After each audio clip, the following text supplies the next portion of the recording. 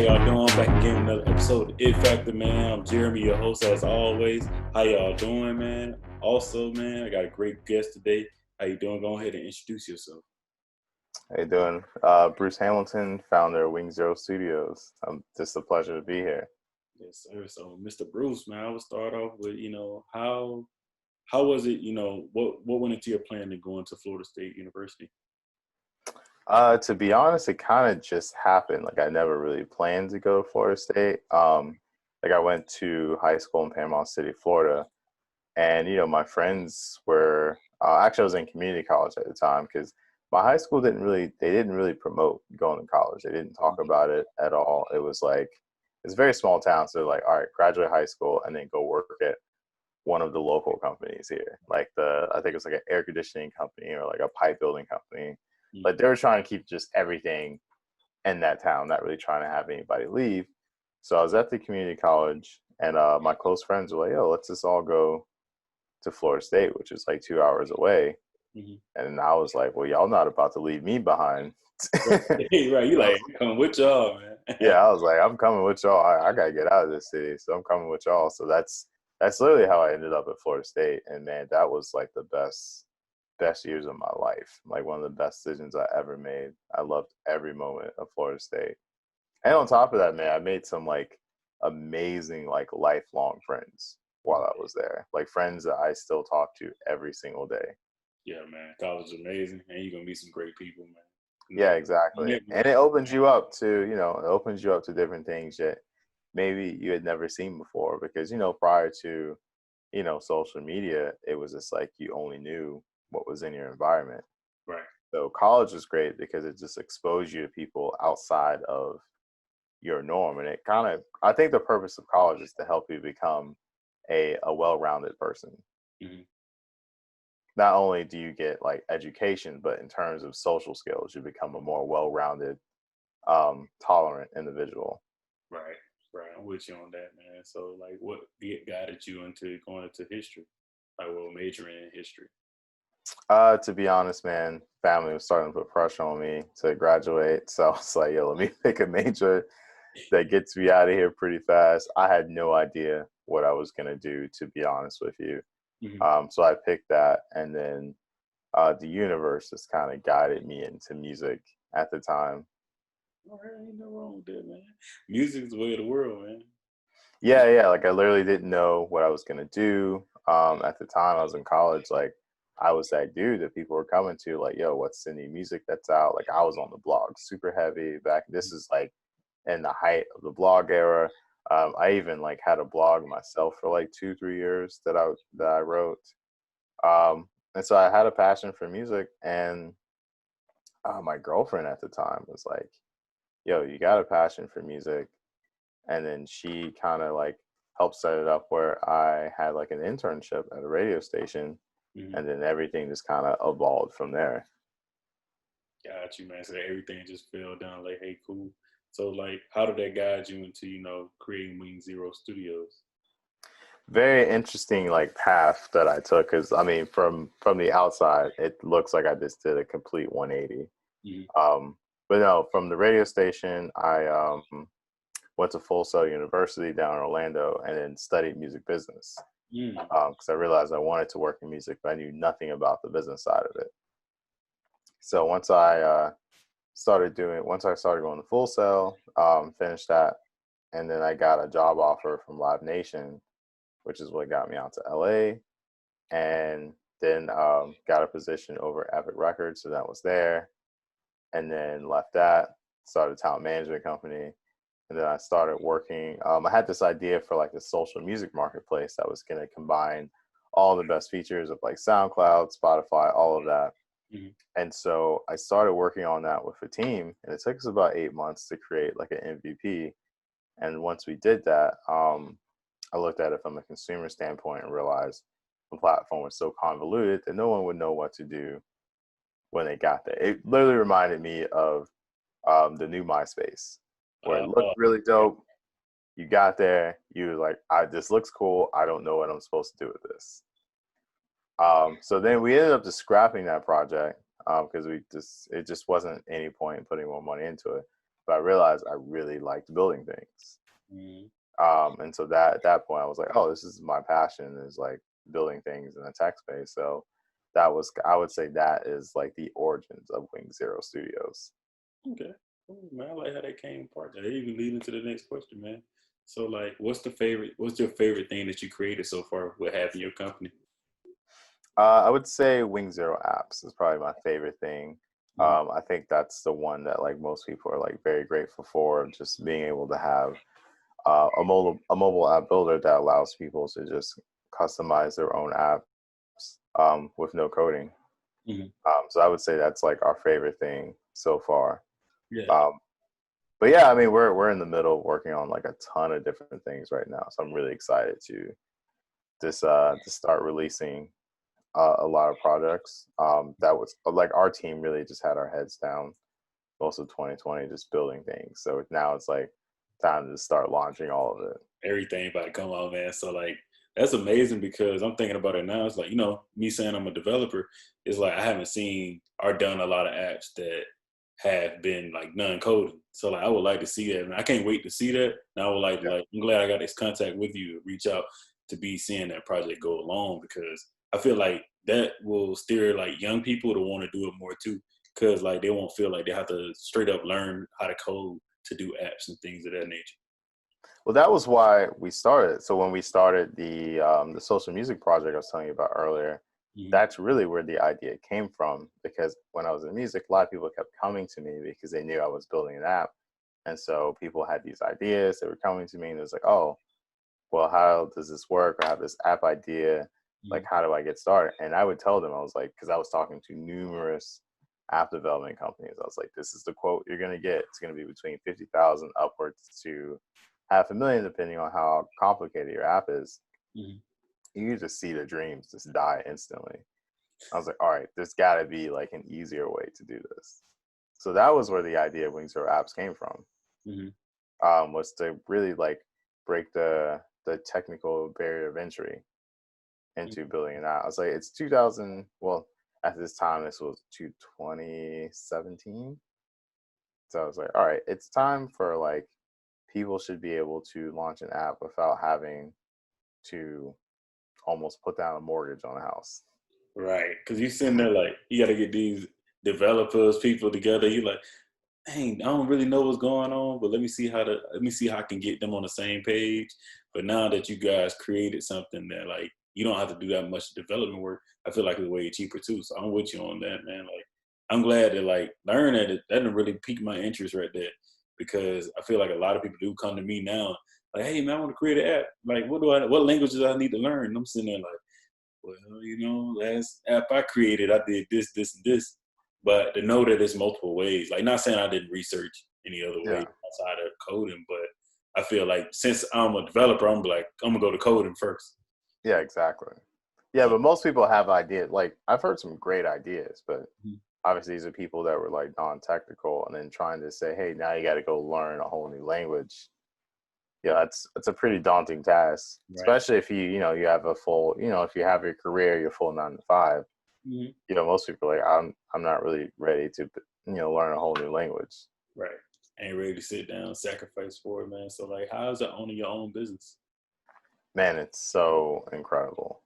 Mhm. I mean, don't get me wrong. There's some times you're like, man, I just want to I just want to go hide in the corner, just hide away from the world. But no, then there's just days where you're just like, all the stress you go through is like Pays just it. incredibly worth it. Where you have your own schedule, you work on things that you want to work on, Mhm. and really just having ownership, something you're like, this is mine. Like I built this, and I've always felt like no one can take this. You know what I'm saying? Like Gotcha. if a lot of people say, you know, go into like a corporate job, you get a safety net. But how much is it a safety net if someone could just fire you tomorrow? Thank you. And I'm glad It's you not came. really a safety net. Thank you, man. I'm glad you came with that because that's a conversational topic I would like to do, man. Like, basically, it's crazy. Like me working corporate America. I've been working a year and a half at my company I'm at now, and been in the corporate sector probably off and on for like 4 or 5 years straight. And to be honest with you, man, the longer you stay in, when you have a mindset like I do, I feel like you have to find other things to do outside of. Like you can't just do corporate America and say, okay, I'm gonna be safe. They're gonna keep me because you never know something like the pandemic can happen. Exactly. Like a lot of people thought they had safety nets until March came around.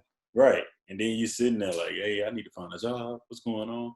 You always got to have, like we would say, have your side hustle or something that's going on that you're trying to build.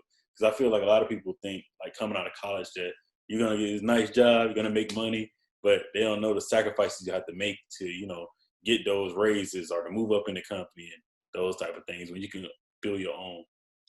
Exactly. I tell people all the time, especially young people, don't put all your eggs in one basket, especially if you don't own the basket. I like that. I like that phrase there, man. That's amazing. You need to go ahead and put it on t-shirts and sell it, man.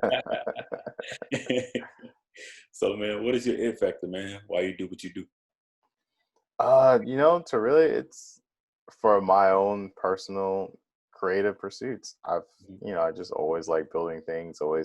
I've always thought very different from most people. So I just felt like the only way to get out the ideas that I wanted to have. I started my career helping others Right. get their creative vision out. I was like, it's really time that I start getting my creative vision out. So that was why I just wanted to just do things on my own terms. Like for me, success has nothing to do with money or like material items. It's freedom Right. is success for me. Freedom is to be able to do what I want to do when I want to, how I want to. Mm-hmm. And that's way more important to me than anything else. So I would say that is what drives me, is just do things that, maybe other people just aren't thinking of at the time, or just things that I really want to do. Okay, cool, man. I like that. So like why so like I would say like what is like your main thing you want to do? Like main plan, main goal, like for your company or even life goal? Man, to be honest, it's everything. Like I don't want to leave this planet until I've done everything Mm-hmm. that I've wanted to do, until I've exhausted every idea in my head. Respect, man. So that's like the main thing. It's like, when we first started, we were just like, we're going to focus on this one thing. Mm-hmm. And now that we're kind of shifting more into a true like creative studio where we're just going to just launch different ideas and products. I think it's just the future, and it fits like where my head is in terms of being like the captain of the ship of like, let's go here, let's go here, let's go here. And so that way you can try different verticals and different things and really just combine the worlds of culture and media and lifestyle and gaming. Oh, that's amazing, man. That you're gonna bring all of them together. Yeah, that's the plan, man. Just bring it all together, Mm-hmm. all under one ship. So I'm about to stay tight with you, man. I'm about to be like, look, man, Please do, the man. impact Please to do. go ahead and pull me in on one of these. Me and my friends always talk about that now that I have it. Create a small production company. Usually do my media team stuff when we do like in-person podcast. And we was talking one day. He was like, hey, man, when we get this up, man, this be on TV, we can't forget these small moments. I'm like, yeah, we got to just keep working at it. So the fact that you would say that you want to do everything, exhaust everything, that's cool, man. I really like that. A lot of people don't have that mindset. A lot of people like, I want to do this, that's it. Like, well, I think it's society too that plays a part into it. When you say you want to do this, that, and this, you didn't have people that are like, you should focus on one thing. yeah, You should only do that. And so people get really influenced by that, thinking that that's the right way to go. But it's just, a lot of time, it's just people projecting their insecurities and failures on you, mm-hmm. saying, I can't do all this, so you shouldn't be able to do it either. Right. And So sometimes it's not people helping you out. It's really people just hindering you. mm-hmm. And you don't know that they're hindering you.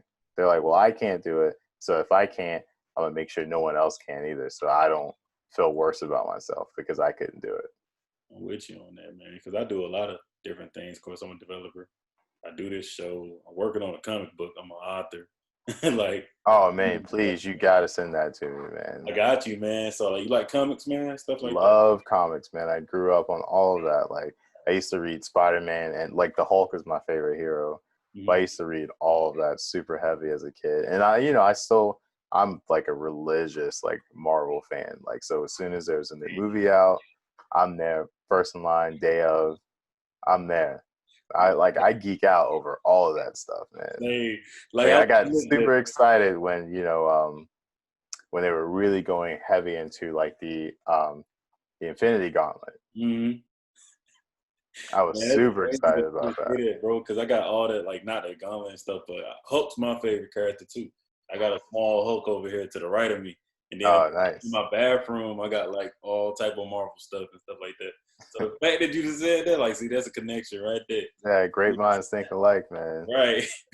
I love Marvel, man. I love Man, I would love to get another Hulk movie, but I don't know when that's gonna happen. it. I personally really enjoyed The Incredible Hulk. Mhm. Apparently, a lot of people didn't.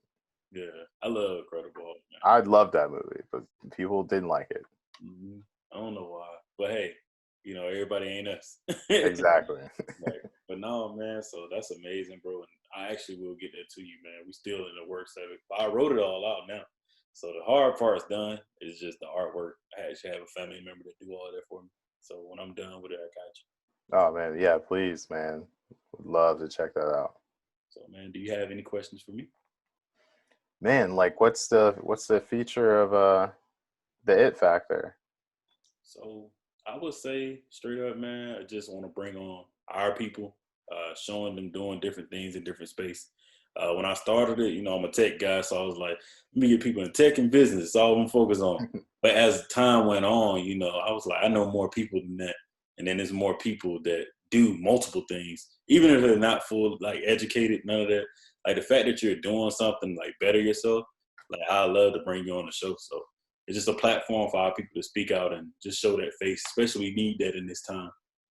Yeah, man, representation matters. I'll tell you this, man. One of the big things that inspired me going to tech is I met these two guys, Mhm. Will and Kofi. They started this company called Brainslip. It was the first two black people I'd ever seen in tech. I didn't even think tech was an option. Mm-hmm. And I met those guys and they were doing tech and they were like pretty into it. And I was just like, man, if like they can do it, I can do it. Not even on some like I'm better now, just like I just never thought of that because it was just I just looked at that as a space of like that's not what we do. Right. And I'm with you on that, man, because even growing up where I'm from, I played sports. I played football, was good at it, man. And I think I really looked at that as a kid, like that's the only thing I'm gonna do. Even though my family went to school, I was fortunate, to have mom that pushed like, hey, you can go to school, you can go this, but you gotta do something. So when I Mm. went to college and went into tech, some of the classes are hard, don't get me wrong. But after a while I got into the gist of it, started getting good at it, got friends that like the same things as me, and we started doing, like creating video games, doing things like that.